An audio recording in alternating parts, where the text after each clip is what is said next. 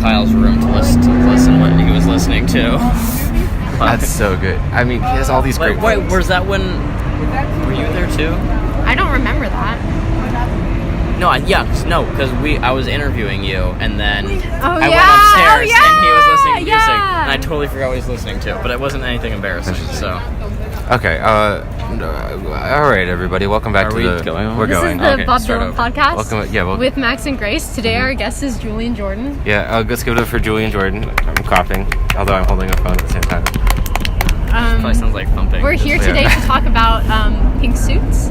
Pink Suits, and also Bob Dylan. And the score in the new Great Gatsby movie. Although it's not a new movie anymore. It's not that new, yeah. And who's the dude in the book? We should talk about him too. Oh, Robert Johnson? Robert Johnson. Yeah, let's talk about Robert Johnson. Okay, let's today. talk about Robert Johnson for a second. Robert Johnson, as some of you will know, some of our Zero listeners will know, was probably possibly the best guitarist of all time. That's what Clapton thinks anyway. Yeah, and this is because... But Clapton also has said that about Prince, so Clapton's really not a reliable source. To be fair, Prince deciding is a pretty fantastic guitarist. Yeah, but also it could be like, but we're going to talk about Prince in a later episode. Okay, yeah. Right now we're talking about Robert Johnson. And Julian Jordan. Well, what can you tell us about Robert Johnson? He sold his he sold his soul to the devil. Allegedly. In order to become the best bluesman to ever exist. But what exactly does it mean to sell your soul to the devil? Just like you have to go to hell when you die? Or? Well, see, that was the thing about it, is no one really knew what it meant by that. The people who said that, because it was this one guy, this other blues player, who said that at some point, I think as a joke. But someone else took it seriously and reported it to a newspaper, and that's how it started going. But people didn't really care about this legend until much later, because no one really cared about his music, and while he was alive, he wasn't really relevant. Wait, as all great artists. Yeah. Did someone record it?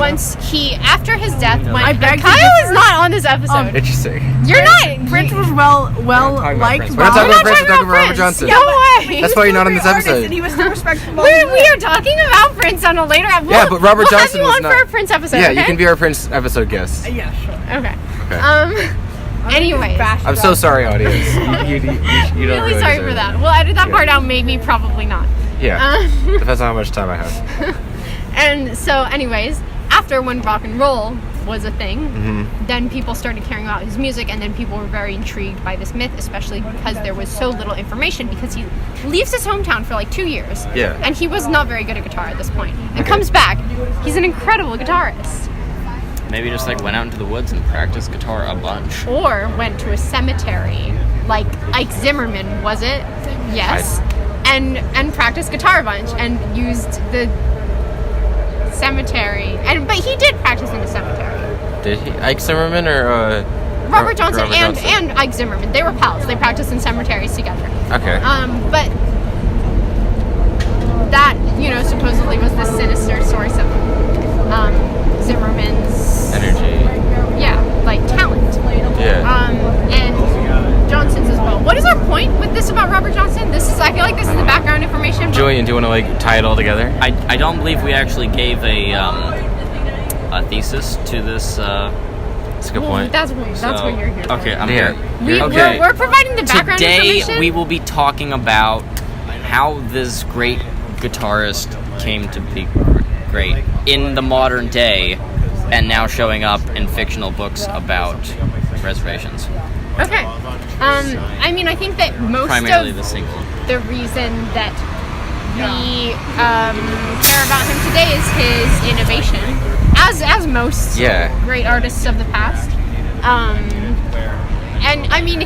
He played. The way that he used his guitar as a second voice was, you hear that influence in B.B. King's music. You hear that influence in many later artists' music. Wait, when was he around? He died in 1938. Okay, so they had records and stuff. Did they have records? Yeah, he did record music. Okay. And that otherwise we wouldn't know about. Otherwise we wouldn't know what his just a folklore of a guy who could play the guitar real well. Yeah. That is a lot of what we know of him. He didn't record many records because he spent most of his time on tour. Just as he would go from town to town. And he's still considered one of the Does that count on tour, or was it just him showing up playing for them? Was it planned, do you think? He was just on the road, That just sounds. And he built an impressive rapport with audiences. Because they were like, "Oh, you're real good," and then he was like, "Oh, thank you very much," and then yeah, that's basically what the conversation was like every single time. Some accounts told that he would go by any like given town like every like couple of months or couple of years, right? Oh, so people would like know him. Yeah. People knew Robert Johnson in the area. He, king of the Delta Blues. And like accounts show that he would like be involved with like a woman in each town, and then that way he would like have a place to stay and like have company while he was in that. Do you think he did that on purpose, or do you think he just happened to be like a real big ladies man? I think it was a little bit of both. Interesting. Okay. I mean, I think it depends who you asked. I think if you asked the woman, they'd say it was just to get a place to sleep. I mean, I don't know. I'm just I'm thinking if you ask like his fellow musicians, some of them would say. Yeah. Okay. All right, Julian, what do you think about this? Do you think he was a... I feel like if you have an assigned person for each town, that sounds pretty planned out to me. Well, it wasn't like assigned, but like he would... Would he return to the same town. Woman? Or would it just be... And not necessarily like always, but generally. Okay. I mean, that sounds... Because he knows them. He doesn't like making new friends. He just makes... And was it a romantic relationship, or was he just like... Romantic. Cool. Generally. Yeah, so then, it sounds pretty... like, used. It's like a strategy. Yeah. I could see it. See, the thing is that got him in trouble, as it did in 1938 when he was flirting with this woman and got poisoned by her husband. That's a very interesting way to die. Was he trying to stay in the husband's house? Because I feel like that's a good way to get poisoned. They were just like at a dance. Okay. And she hands him this like liquor, and he goes to drink it, and this other blues guy was like, "Don't drink that. It's poisoned, or it could be poisoned." And he doesn't drink it, and then he gets handed more liquor, also poisoned by this husband, and drinks it and dies. No, this is all like. Allegedly. Yeah, like okay. No, we have no real evidence for any of this. There's a lot of dispute about what kind of poison was used. Yeah. But yeah, it's interesting that he used poison, because I feel like rather than just like stabbing him. Yeah. I mean, I think poison is easier to like deny that it was used. That's a good point. What's that Agatha Christie book with the thallium poisoning? The Italian poisoning of... Thallium? What's it called? Okay, well, whatever. We'll talk about that on a later episode, but probably not. Yeah.